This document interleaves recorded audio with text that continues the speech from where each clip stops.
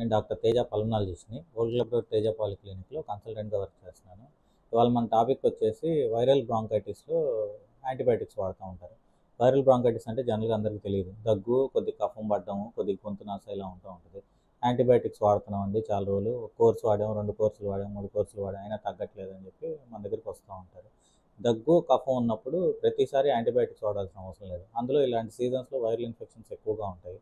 జనరల్‌గా viral infection వచ్చి దానికి యాంటీవైరల్ వాడాల్సిన అవసరం ఫస్ట్ 5-10 డేస్‌లోనే ఉంటుంది. దాని తర్వాత అది చేసే డ్యామేజ్ వల్ల మనకి ఊపిరితిత్తుల్లోంచి దగ్గు, కఫం రావడం తయారవుతూ ఉంటుందన్నమాట.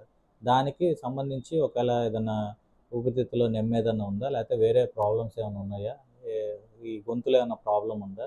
లేకపోతే ఆ కఫం ఏమన్నా కలర్ మారుతుందా? దగ్గులో బ్లడ్ పడుతుందా? ఇట్లాంటి లక్షణాలు ఏమన్నా ఉంటే దాన్ని బట్టి చూసి ఎక్స్‌రే, బ్లడ్ టెస్టులు చేసుకొని దానికి మందులు పెట్టుకుంటే సెట్ అవుతుంటుందన్నమాట. జనరల్‌గా నార్మల్‌గా ఈ వైరల్ బ్రాంకైటిస్ ఒక 10 డేస్‌లో 1 వీక్ టు 10 డేస్‌లో తగ్గిపోవాలి నార్మల్‌గా. కానీ అది కంటిన్యూ అవుతుంది అంటే గనక అది ఆస్తమా గానీ, కొన్ని కొత్త ప్రాబ్లమ్స్‌ని క్రియేట్ చేస్తూ ఉంటదనమాట. సో, ఎర్లీగా చూపించుకొని కొత్త ప్రాబ్లమ్స్ ఏం రాకుండా చూసుకుంటారని కోరుకుంటున్నాను. Thank you.